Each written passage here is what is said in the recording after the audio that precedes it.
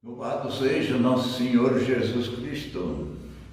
Estamos iniciando a reflexão sobre a liturgia do domingo próximo, que é o Dia dos Pais e é o 19º domingo do tempo comum.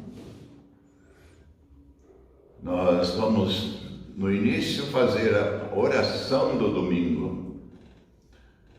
Deus eterno e todo-poderoso, a quem ousamos chamar de Pai, dai-nos cada vez mais um coração de filhos, para alcançar um dia a herança que prometestes. Pedimos por Jesus Cristo, vosso Filho, na unidade do Espírito Santo. Amém. A primeira leitura é tirada do livro dos Reis. A primeira leitura fala da experiência do profeta Elias na caverna. Elias era muito zeloso do culto a Deus verdadeiro. Ele provocou um massacre dos sacerdotes de Baal, uma divindade promovida pela rainha Jezabel. A rainha decidiu matar Elias, que fugiu para o deserto e, desanimado, deseja morrer. Mas um anjo socorreu Elias com pão e água. E, reanimado, Elias continuou andando pelo deserto até o Monte Horebe, onde passou a noite numa caverna. No dia seguinte, Deus mandou Elias esperar a manifestação de Deus no alto da montanha. Houve então uma violenta ventania, depois um terremoto e em seguida um fogo. Deus não se manifestou em nenhum deles, e sim numa brisa suave. Ao perceber a presença divina, Elias cobriu o seu rosto com um véu e ouviu Deus que lhe falava. Deus, portanto, não se manifesta necessariamente na força, no barulho e na violência, mas prefere o silêncio, a paz e a suavidade. É uma grande lição que Deus nos faz através da experiência do profeta Elias. É um recado para as nossas liturgias barulhentas, insuportáveis às vezes, com os instrumentos, com baterias muito alto. Rezamos, falamos para Deus, cantamos e fazemos muito barulho para Deus. Será que abrimos um coração, um pequeno espaço de silêncio para deixar que Deus nos fale? O melhor caminho para encontrar-se com Deus, portanto, lembra o profeta Isaías, é deixar de fazer o mal e aprender a fazer o bem.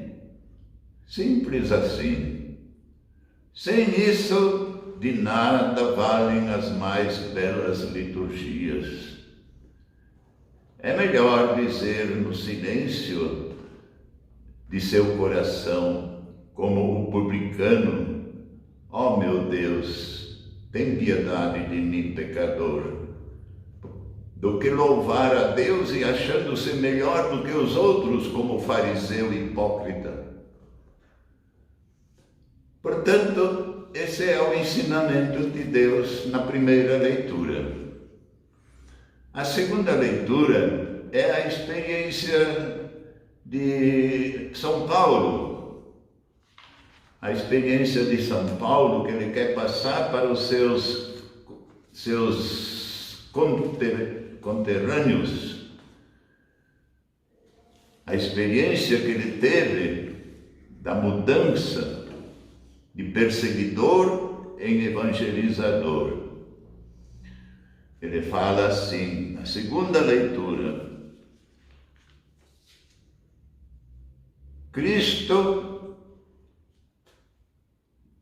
Em Cristo digo a verdade, apoiado no testemunho do Espírito Santo e da minha consciência.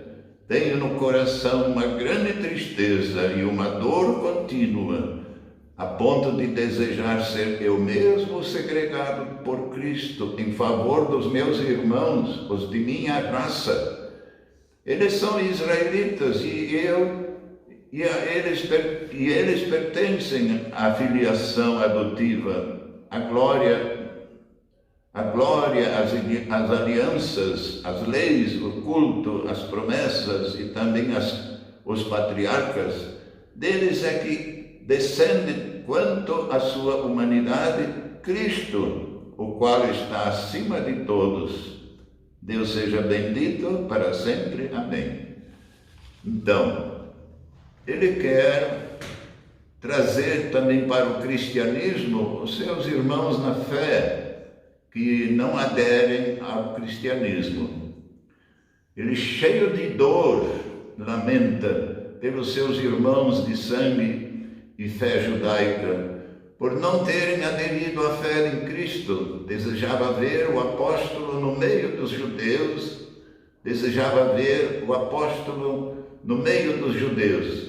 desejava ser escolhido por Cristo em favor de seus irmãos judeus. Ele estava indo para os pagãos, para que eles entrassem no reino de Deus. Então ele também pede a Deus que ele seja um mensageiro para os seus co-irmãos, os israelitas. Lucas, que escreve nos Atos dos Apóstolos, lembra que numa celebração da liturgia o Espírito Santo disse: separai-me Barnabé e Saulo para a obra que eu os chamo. Paulo e Barnabé foram escolhidos pelo Espírito Santo e pelos cristãos de Antioquia para a missão entre os pagãos. Paulo reconhece a herança comum que os cristãos têm com os judeus e é grato por Cristo ter vindo do judaísmo. Acredita que Israel, o povo escolhido por Deus, continua tendo as portas abertas para a sua salvação em Cristo.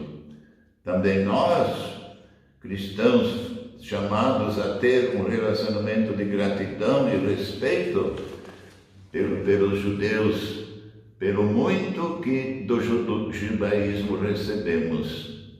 É isto que São Paulo nos quer transmitir, e a palavra de Deus. Ter um grande respeito, porque através dos judeus veio a salvação, o Messias. O Evangelho nos fala, depois da multiplicação de Jesus, o Senhor Jesus caminhando sobre a água. Também é uma aparição e uma experiência dos apóstolos. Jesus caminhando sobre as águas. Diz assim o texto: pelas 3 horas da manhã, Jesus veio até os discípulos e, andando sobre o mar, quando os discípulos o avistaram andando sobre o mar, ficaram apavorados e disseram: é um fantasma, e gritaram de medo. Jesus, porém, logo lhes disse: coragem, sou eu, não tenhas medo. Então Pedro lhes disse: Senhor, se és tu, manda-me ir ao teu encontro, caminhando sobre o mar. E Jesus respondeu: vem, Pedro. Pedro desceu da barca e começou a andar sobre a água em direção a Jesus. Mas quando sentiu o vento, ficou com medo e, começando a afundar, gritou: Senhor, salva-me! Jesus logo estendeu a mão, segurou Pedro e lhe disse: homem fraco na fé, por que duvidaste? Ali Nosso Senhor está fazendo com que os discípulos aprendam a ter fé, aprendam realmente a confiar em Jesus.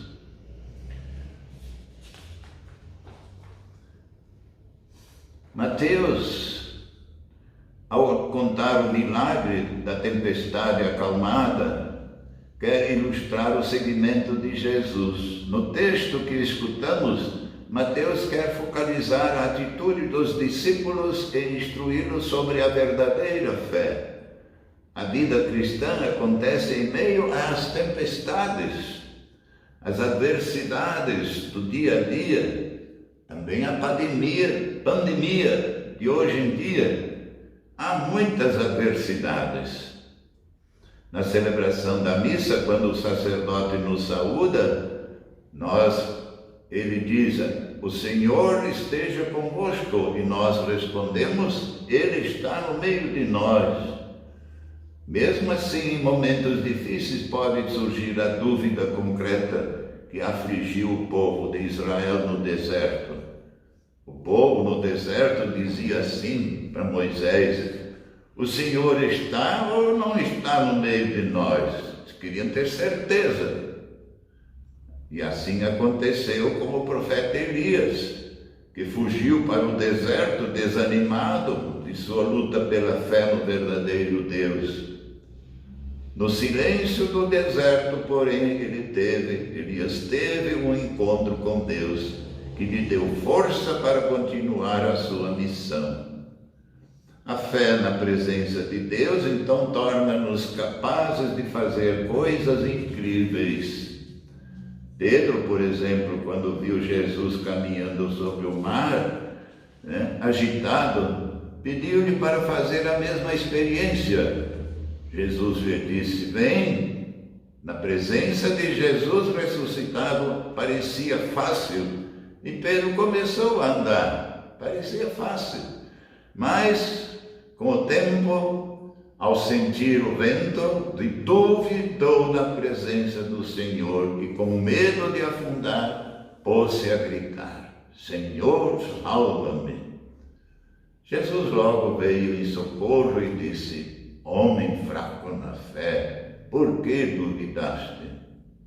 E imediatamente todos na barca sentiram a presença do Senhor. Prostraram-se diante dele e disseram: tu és o Filho de Deus. A barca é o símbolo da igreja. Sem Jesus a barca também pode afundar, mas ele está sempre na barca. É preciso ter fé. Pedro e os discípulos representam todos nós. Nossa fé pode fraquejar, mas Jesus sempre vem em nosso socorro quando a Ele clamamos. Nele podemos confiar, porque verdadeiramente Ele é o Filho de Deus. Clamamos ao Senhor nessa pandemia, que Ele tenha compaixão de nós todos e afaste de nós esta pandemia da coronavírus. É o socorro que nós temos que pedir a Deus, mas fazer tudo também o que estiver ao nosso alcance. Que Deus nos abençoe e que façamos sempre aquilo que Deus pede. Em nome do Pai, do Filho